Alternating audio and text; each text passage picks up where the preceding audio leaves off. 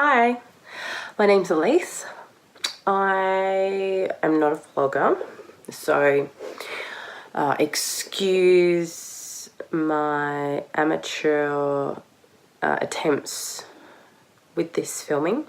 I've just recently had a breast augmentation, which is something that I wanted to do for a very long time, but I decided in order for it to be reasonable, I needed to wait until post children.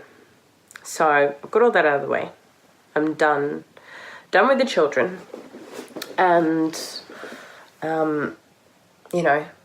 it's a good 10, 15, if not years of wanting to do something about my situation. So it's not a decision that I made lightly. It's not something I've just woken up and said, yep, let's do it. There's a lot of thought and that's gone into it. I've been to see several surgeons.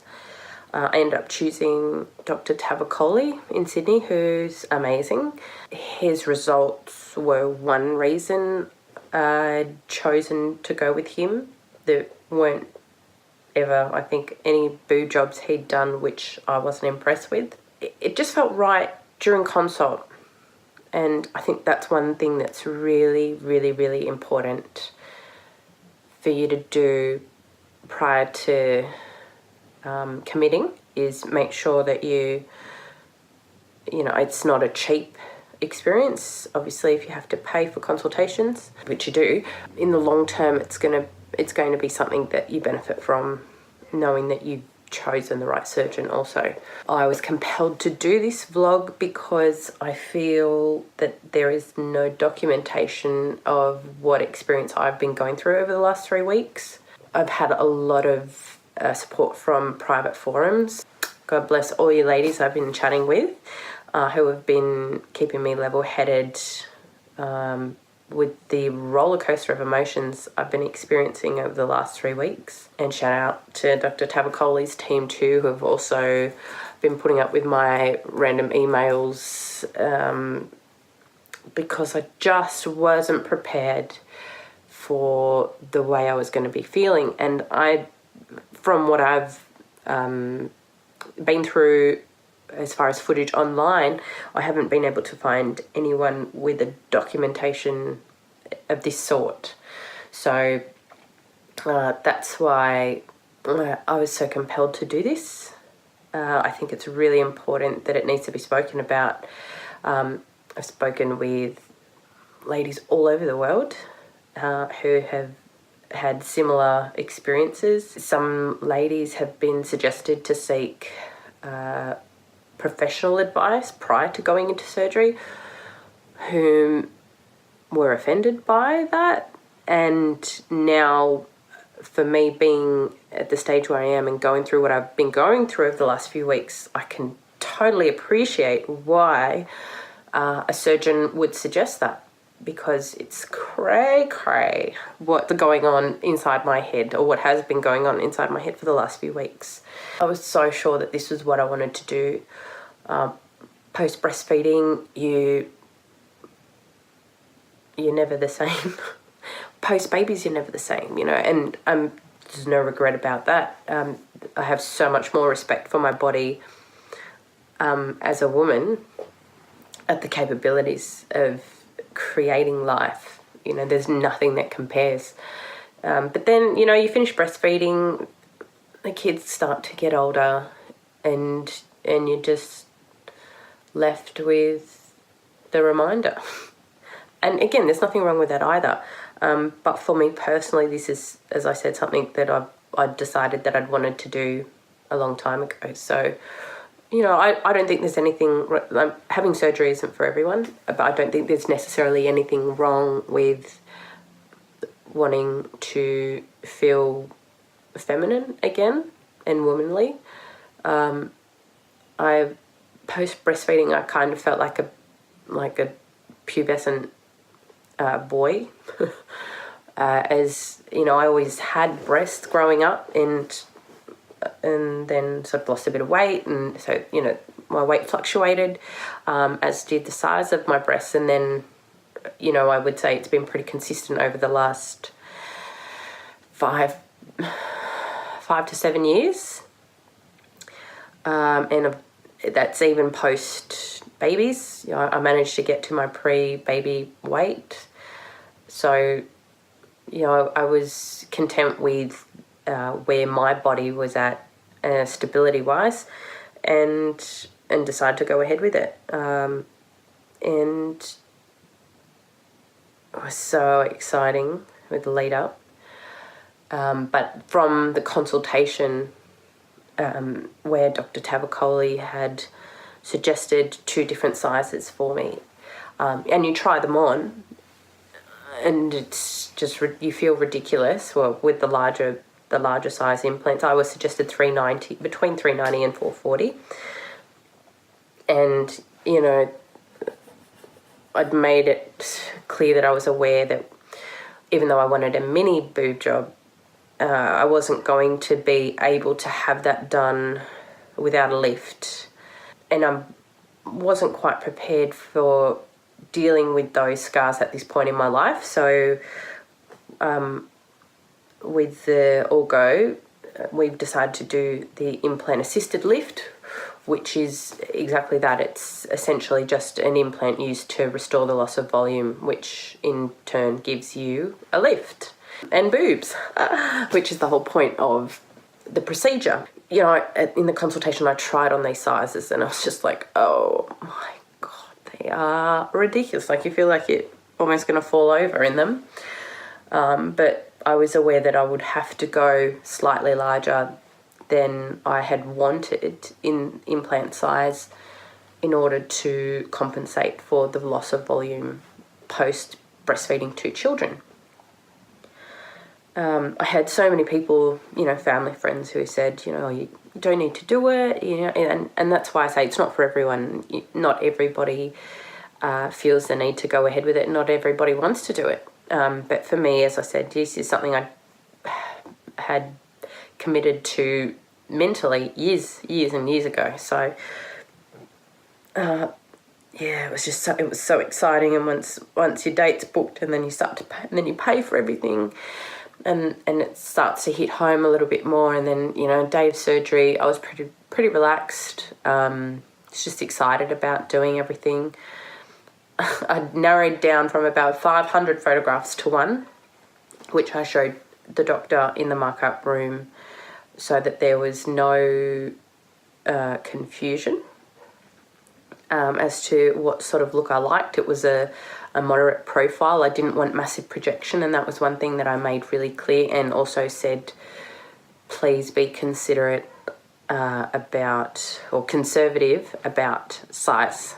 I'm a mum, I'm a daughter, I'm a partner, and, I'm in my mid-30s, so I just wanted to be conservative as possible, considering that we were, as I said, filling the space as opposed to starting with a blank canvas. Different experiences post-surgery, if you're just doing a straight augmentation instead of the implant-assisted lift after breastfeeding or weight loss. Your body reacts differently, or everybody's body reacts differently, but it's a different process that your body goes through with the healing.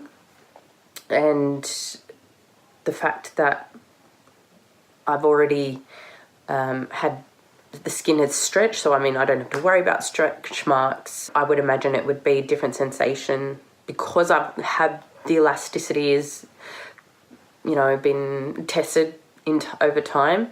And I woke up post-surgery, and I was chirpy, and Dr. Tab came and saw me, and he even said to me, he was like, wow, you're really with it, and I was like, yeah, I'm feeling good. I was up and walking around within an hour of waking up in recovery. The whole recovery process itself wasn't too demanding or restricting for me, other than the fact that obviously I couldn't lift the kids for a period of time. It wasn't so much that there was any tight sensations. I could lift my arms up and all that sort of thing quite early on. But I felt like my milk had come in again. So anybody who has breastfed will know that is for me anyway, it was one of the most uncomfortable feelings ever.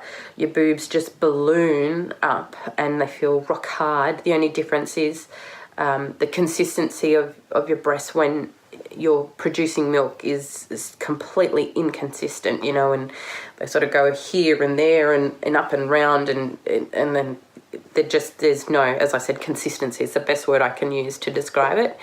And then once you've had an implant, it's very similar to that, except for the fact that they're smooth and completely consistent, but they don't feel like a part of you. And I think that's probably the beginning of what triggered my roller coaster of emotion. It was so up and down. There's some days where I was loving them and then other days where I was unsure and then loving them again. And then it sort of, as time got on, and you notice daily changes, but I wasn't photographing daily. I know some people document daily photographs. I just hadn't really committed to that. And in hindsight, I acknowledged that there was definitely advances and changes every day. But it's sort of hard to see past where you're at and look further down the track. Things got like ridiculously dark for me at one stage, and I was having these deep feelings of regret and I just wanted them out. Or, I contacted Dr. Tavakoli's nurse and said, how much is it gonna cost me to downsize if I have to do a lift or, whatever the cost is. And then, that was shortly followed by an email that said, don't worry about it, I'm losing my mind. And, the staff were great. They counselled me essentially through the whole thing, but, I knew that realistically I was just being impatient, and I wanted to feel the way everybody on Instagram looks after surgery, but what you don't see that lead up to the 3-month plus benchmark, and at that stage most women have been through the drop and fluff and everything is sort of settling, but even then, they really say that you shouldn't make judgment until the 12-month mark, when everything is actually properly completely settled. So but you see not just Dr. Tavakoli, anyone who's had a breast augmentation, they speak about how empowering it is, and it's the best decision they've ever made in their life, and they love them, and I was freaking out because I just thought, mind you, this is a week ago. I was freaking out because I'm thinking, I'm not at that stage, and I didn't believe I was going to ever be at that stage, which was completely daunting. So I just... I've reached out to, as I said, so many people online, but no documentation in this form about these feelings. So many women everywhere, different surgeons everywhere, all over the world, telling me that I just need to settle, calm the farm, and trust in the process. The high-profile documentations literally are just I've made the decision to, here I am post-surgery in my, surgical get-up. Here I am drugged out post-surgery, and then keep you posted, and then it's just all the photographs of how great everything looks and how amazing you feel. So I just, I think it's so important that women going into surgery who have made the decision to have the augmentation. I can't say that everybody's going to experience it. Some women have great experiences from start to finish. I can't say that it's restricted to purely women who have breastfed or lost weight. You know, obviously everybody's different, everybody's journey is different, but, you know, just take the time to appreciate the fact that you have a foreign object put in your body. It's going to take time for it to heal and it to become normal with the rest of your body. And talk openly, reach out. I'll do an update if anyone's interested, you know, to keep you in the loop about where I'm at with my headspace and how I'm feeling with everything. You know, I mean, 'cause I woke up, I didn't tell you, with the stats, I woke up post-op 420 cc, moderate profile, medium height, hallelujah.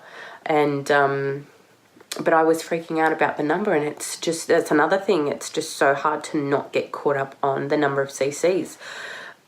You can't appreciate how the same implant can look completely different on different shapes, forms, sizes. Another thing that I feel didn't really have much info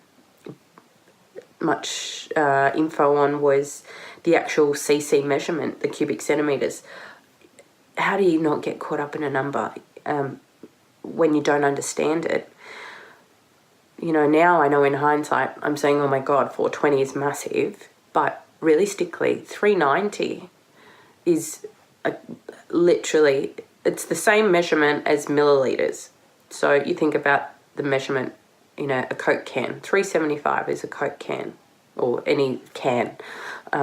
So from 390 to 420 is literally like a couple of tablespoons worth. It's nothing. But, you know, obviously I was lucky, but some women who are asymmetric, extremely asymmetrical, obviously I'm not completely symmetric, but women with extreme cases of asymmetry, they have 2 different size implants put in, whereas mine were the same. But I was just worried about being over that 400 mark. And, I mean, realistically, I don't think it really would have made that much of a difference. And obviously, this surgeon is world renowned. He knows what he's doing.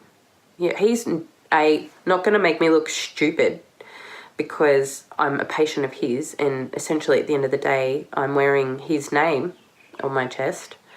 And B, this is what he does for a living. Like, imagine somebody came into your work and questioned everything that you did, you know, and you've been doing it for 10, 15 years. So, like, I'd probably get sick of it. I'd be like, oh, just shut up. Shoot me now, you know, like, I know what I'm doing. He knows what he's doing, which is another reason why it's just so important to choose the right surgeon. Be comfortable with what they're telling you and trust in what they do, you know, regardless of, you know, what other people may say. They haven't gotten this far. Obviously, you have to make sure that they're proper accredited surgeons, but not just cosmetic surgeons. You want plastic surgeons, you know, but they haven't gotten that far without the experience.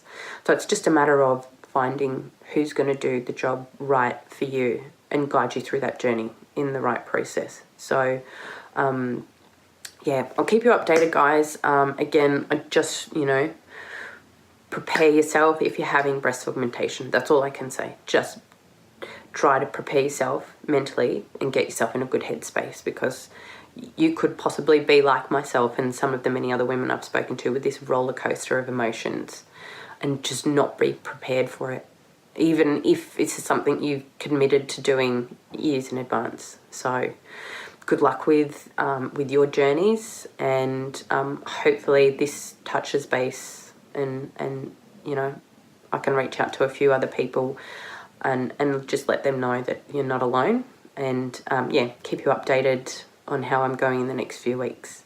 Thanks, guys. Take care. Love you all. Bye.